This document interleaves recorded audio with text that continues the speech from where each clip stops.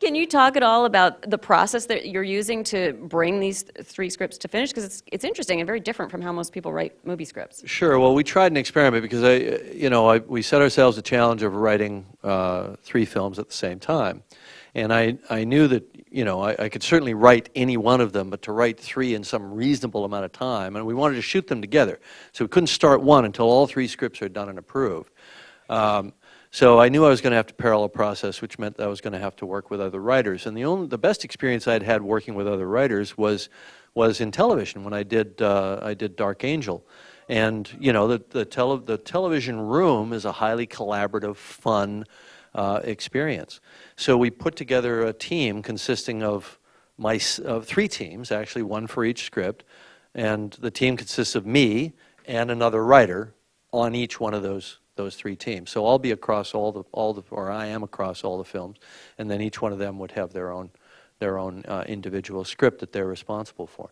But what we did that was unique was we sat in the writing room for 5 months, 8 hours a day, and we worked out every beat of the story across all 3 films. So it all connects as one sort of 3-film saga. And I didn't tell them which one was going to be theirs individually to write until the last day of that part of the period. So everybody was equally invested story-wise in all 3 films. So they knew, for example, the guy that got the movie 3, which is the middle one of this kind of new trilogy, he now knows exactly what preceded and what follows out of what he's writing in any given moment.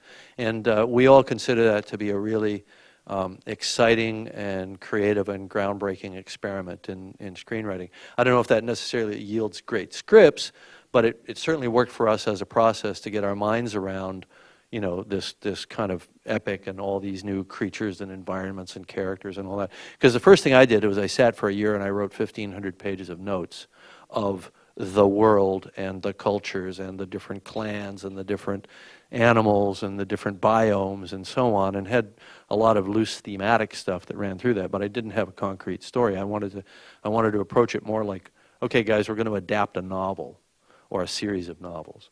Because I felt that kind of detail, even though the movies can't ever be that detailed. They can be visually detailed, but they can't be that detailed in terms of character and culture and all that. But you always get this kind of tip of the iceberg effect. You sense that it's there off camera or in the past of the moment that you're seeing. And so I felt that was the way to do it.